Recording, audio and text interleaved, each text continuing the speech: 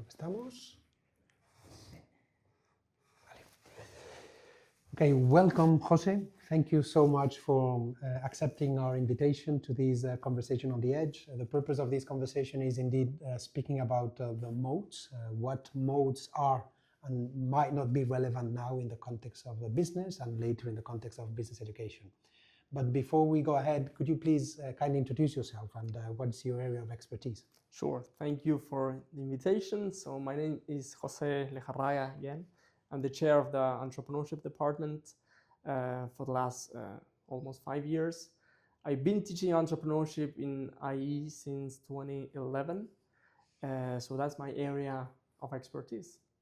Amazing, So, entrepreneurship. I mean, talking about moats, I'll try to go towards my area, entrepreneurship. Okay, fascinating. And that is an area precisely in which this concept of the barrier of entry of the competitive advantage is shifting considerably, right? So maybe we could start precisely with this idea of the moat funeral. How in entrepreneurship these competitive advantage are shifting or are changing, and what is a moat that worked beautifully in the past for startups and maybe is not so relevant today? Can you think of any example?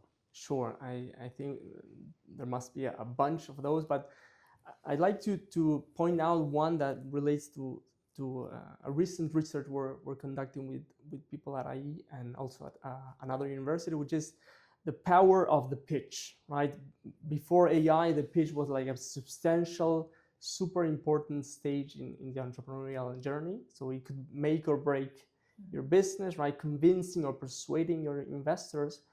And before AI, there were many signals that were hard or expensive to actually reflect. So if you were an entrepreneur, you wanted to, let's say, put together a pitch that was showing competence signals, effort signals, human capital signals. So in that, let's say, reflection of all those aspects, you would increase your chances of getting funding, okay?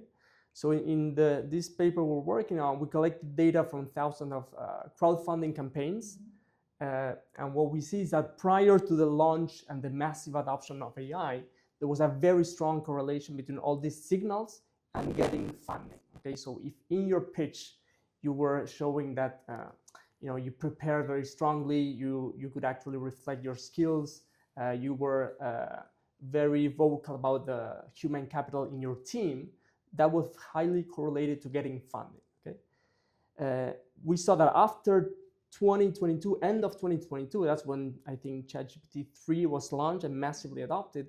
Right after that, all those signals no longer were predictive of funding success. Okay, so we saw a really drastic change on the power of those signals. So those were like partly your advantage. They no longer get you funding. Okay, so this persuasion has become very cheap to reproduce in a way. Okay, or showing these let's say human capital capabilities are no longer an important thing for investor, because a single owner can work individually, not need a team, and still have all these competencies like coding or having a chatbot that helps you in sales, for example. So back in the day, having a strong team was key to get funding. Now that's no longer the case. So that's one area in which moats are losing. That's fascinating. The power. That's fascinating. So, of course, we keep on hearing this concept of the solopreneurs and the possibility of these solopreneurs reaching the billion-dollar status. I mean, that I would say is a little perspective yet, but it is in the narrative out there. It's in the image of people out there. And we see now with agentic AI more and more, you are surrounded by teams of digital collaborators or digital employees. So as you were saying, maybe the composition of the team is no longer so powerful. But I think there's more insights of what you mentioned. Maybe in the past, creating a solid pitch require a lot of effort, and now we take for granted that the creation of the pitch itself can be immediate, right? Exactly. Or very easily replicated at a low cost. You can persuade more easily, more cheaply today, whereas before it was a costly thing to do. You truly had to be competent. You truly had to have all this human capital. Now you can sort of fake it, if you will. All right. So that's no longer an advantage. Okay. I I hope think you have an alternative now. If that is not working, what is working? Well, what we see is that investors no longer pay as much attention to this. And I think we need to be cautious in talking about the death of the modes. I think they're decaying in their value or strength or defensive power, but they're not fully eliminated. Okay. So as you were talking about modes is like something very static, something you build and you keep it there for a long time. I think the perhaps better analogy is to talk about defense tools. So a tool is something that you use for certain context, but for another context you use a different tool, right? So I think that's what we're gonna start to see more, like defense tools that are useful in certain context, but you need to be quickly in adopting a different tool to defend in a new changing context. So the mode, if you know, when I think about it, it comes to my mind something very static that lasts for a long time, not a tool. Like today I use a hammer, but tomorrow I need to use a screwdriver. So it depends on the context. Flexible and much more diverse. Right. No, in terms of And easy to change because the context is changing rapidly. So I understand there's two implications in what you're saying. First of all is that there might be no universal mode that applies now to startup creators, to entrepreneurs. And second, that maybe it is not any of those modes, but the capability of adapting and changing fast to those modes. I think that second part of your point is the important implication, the capacity to adapt quickly to a more dynamic environment. So what we're seeing with the AI is that it's becoming cheaper to imitate. So whatever you're doing new today and you're launching something super new, you can quickly copy or reverse engineer what he's doing at a very low cost and suddenly compete right away. So the way you would defend is trying to be faster in learning. That's another thing that is emerging now, is the ability to learn quickly and to, let's say, for example, this applies for entrepreneurs, but also for firms, the ability to run quick experiments, learn from that, and implement that learning fast is becoming a new defense tool. How quickly you are in learning and deploying all that learning. So the number of experiments that you run, I mean, they were already relevant in the past because pitch after pitch to the investors, you want to reduce the risk, the perceived risk, right? I mean, this group has identified what is the crucial risk today, and they come up with maybe not the conviction or the clarity yet, but at least the mechanism that they will put in place to reduce those risks. So that was something that investors observe, right? That path on the risk minimization. But now maybe the absolute metric of the overall number of experiments run is a direct variable that correlates with the success. In a way, the number of experiments, true, absolutely. So the more, basically we go back to showing evidence, not persuading investors with a nice pitch, with all these old signals, but actually showing evidence, and you do that with experiments. So now the evidence or proof of whatever you're doing, the proof of quality, the proof of truly having customers willing to buy your product, that is becoming substantially more important in the eyes of investors. So investors today no longer are easily persuaded by the old signals because they know it's very easy to replicate those. So it's not so much paying for the hour, paying for the amount of work that provider has done, but paying for results and maybe investing or co-investing in the results, right? Right, that would be one way of putting it, okay? And I think the other thing that emerges from this debate is trust in the brand, for example. That's very hard to replicate. That takes time to build trust. So those other signals are becoming more relevant. And this goes beyond new ventures. For big companies, trust is now an asset that they can leverage more strongly. Claro, how does a startup build trust? Okay, by showing proof. Okay, no longer by having a nice speech or by saying we have the best team of engineers. That's no longer the case. You need to show proof that your product is selling, you're getting traction quickly, and that you're able to conduct many experiments and adapt to customer demands. That's it. So we're shifting more narrowly to look at proof, evidence, and that's how you build trust. On trust, yes. I think there is an interesting paradox here, which is the fact that now trust becomes, human trust becomes, or human values altogether become a competitive advantage. Because if I trust this company to keep on doing what they told me they're going to do, for example, I have trust in Patagonia and their purpose, right? The purpose that they propose. Yes. So because of that trust, they might have easier access to my data. And data is, we could argue also, the hyper-local niche data is super valuable as a competitive edge as well, or as a moat, because it's the non-replicable part, right? So there's a beautiful connection, right, between the trust and the data that in some cases it's easier to leverage for large companies. For startups, might be a little more complicated. Absolutely, I fully agree. They go hand in hand. If customers trust you, perhaps they're more willing to give you data that is very specific, that is proprietary. You only, as a firm, own that data, and that allows you to do more experiment, more learning with data that others don't have. So that doubles the value of trust in a way. It gets you better data, run better experiments, and learn faster. Absolutely. And then you have to implement the learning.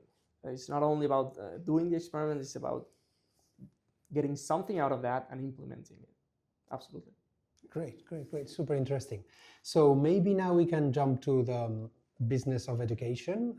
Here at IE, in general, we are concerned about the future of learning and the future of education as well. I suggest that this technology, generative AI and agentic AI and artificial intelligence altogether, is probably more on the side of the learners than on the side of the educators. And my guess is that we educators probably will have to come up with a new value propositions or new jobs to be done in order to be helpful for the students. But before we do that, probably we need to also think about the mode funeral. What is it that we were heavily relying on in the past that maybe we should stop doing altogether? In this context. Right. Okay. So I think the most prevalent idea of a dying mode in education is the idea that you can do a good job by having good content, like simply being educators that convey content to your students. That's very easily replicable these days. It's cheap. If you start an educational program tomorrow, you can, after a couple of days, have access to very up-to-date content, right? So that's no longer protection. You need to perhaps shift the focus to generating your own content, and that's where research kicks in, and having a strong faculty who conducts research in a competitive way, world-class research, and then brings that to the classroom. That's one way in which you can set yourself aside from other institutions that merely provide content. And for me, this connects to your previous point. I think one of the modes that startups can have is the capability of identifying problems, new problems up front.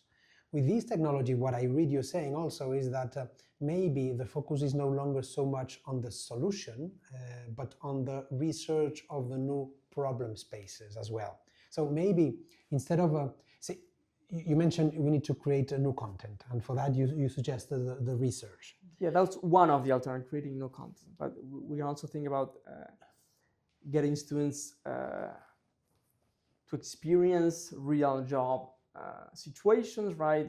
To do that, you require a large network of connection with firms. So that becomes suddenly more valuable if you are able to place your students in a real world business context and get them to learn on the spot in the real place. whether this is through internships or other forms of collaboration, that suddenly becomes much more valuable. And an institution that only focuses on, let's say, online learning cannot possibly do that. Let me go, before we jump into that area that I also think is fascinating, but still, let's go back to the research. What does competitive research at IE, in your opinion, looks like? Okay, so this is research that is published in competitive journals, right? This is where our faculty go to conferences and interact with other, scholars from the rest of the world and get, up-to-date insights that's coming of very late research. So in this context, that's where our faculty learns these new insights that are not easily found elsewhere. Or when you go to a conference, our faculty go to conferences, they are sitting together with people from Harvard, all these top schools, and they share what they are learning from their own research right there, which is not yet published. Right? So that gives you an advantage. You come back from the conference and you say, hey, we've been debating about this, and this will be published in maybe 6 months. They're very long cycles to publication, but you already know those findings way in advance. We bring that to our classroom. So that gives you an additional advantage. Understanding what are the debates, where are the conversation going, what is the latest evidence on whatever issue. Researchers have this time advantage, which eventually gets published in papers. Then these papers become books, and these books and establish knowledge or general. Exactly. Yeah. There is one more thing that I would like to bring into this conversation, which is the correlation between the research and the compute capability that a university has. Sorry, computing capability. Okay. Yes, meaning probably we saw already that some of the Nobel Prizes or Pritzker Prizes, etc., they are more and more happening only with AI. So my assumption is that we see it in pharma as well, that the new molecules are being, or in new mathematical theorems are being proposed or proven with AI. So I would argue also that if we want to be competitive in the research, on top of those behaviors that I think are completely mandatory, we also might need to invest heavily in compute power in LLMs. Well, not our own LLMs, but in artificial intelligence as well. I think there's going to be a correlation. And that is interesting because not every business entity or educational business entity can invest in such a way. So I think that is a strategic doubt. I don't know if we should or we should not invest more. I mean, whether we like it or not, the research communities, as you were saying, is quickly adopting AI to conduct research, to run simulations of which before would take you days or weeks to think about. Now you can do that in days or hours. So also to run experiments, to do literature reviews, all those lengthy processes are becoming much shorter. So AI is tremendously helpful in conducting more research at a larger scale. So I fully agree. We're not outsiders to AI in the research world. We see that this is becoming adopted. Within that context, I think that there is maybe a change that is necessary to happen that has to do with the pace. No?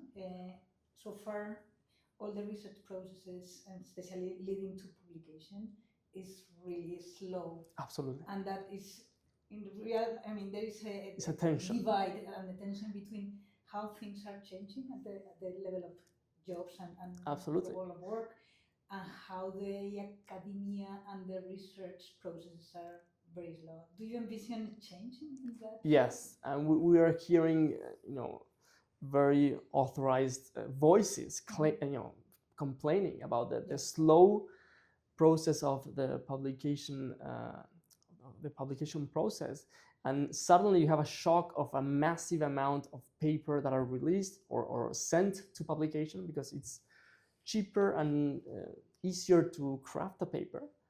So suddenly editors of journals, they have a tsunami of papers, and how do they ensure a good quality review, which usually is about the editor reading the paper, understanding what is it about, sending it to a couple of reviewers who are competent in the topic, and that can take several months or years. So now we're seeing that editors are completely flooded with work. They make decisions out of very quick and dirty heuristics, and that leads to many poor decisions. Yeah. Okay, and we know there's going to be change coming. Otherwise, it's not a sustainable situation. And the relevance of the things that are being published that maybe are too late. For, Exactly. Yeah. So if it takes 1 year or 2 to publish a paper, well, by the time it's published, maybe So sometimes this is it's no obsolete. longer valid, right? Yeah. So in the context of education, maybe rely less on the content and or the overall content, and generate more state-of-the-art content, focusing on research. For that, we have the networking, the conventions, the conferences, etc., and also maybe try to incorporate new tools to these research to speed up the research process. But you also mentioned trying to make to zero a little bit the distance, and this is a concept that we manage, the distance between the learning setup and the business setup, or between the meeting room and the classroom. Okay, reduce that distance. That's your point, right? Right. So you were saying making it more experiential, right? More close to the reality. And I completely agree with that. But then we see that when you try to implement that, that is a nightmare, right? Because you have the NDAs, you have all of the meetings that you have to take. And ultimately, my perception is that the companies, they don't really obtain that much value. I'm going to give you an example. I was working with Cancer Patient Association, Metastatic Cancer Patient Association, and we did a couple of years ago, last year, many of the courses that I taught were related to that space. So I gave them, an objective that was really valuable, I would say, for the Cancer Patient Association, but also for the students. They were motivated, they had the sense of purpose. Yet, after all of the efforts that we did, the perception that the company had of the value of, I don't think was so high.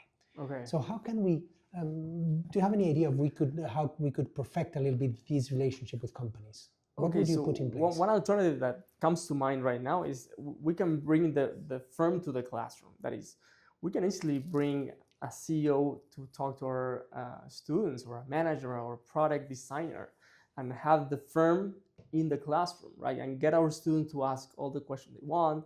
So that would be one way of getting more or less the firm-related knowledge into our classroom, right? And the person coming from the field can give you information about context, this very rich information about what it is like to make decisions in the real field. Okay, so that's one easy way for, let's say, IE, that has a large network with firms, with alumni, to bring those to bring them much more often to the classroom, right? Something that we sometimes struggle with is there's no let's say routine or rule as to how we bring guest speakers to our classroom. In some universities, there's a rule. Sometimes they even have a pool of guest speakers that you can invite.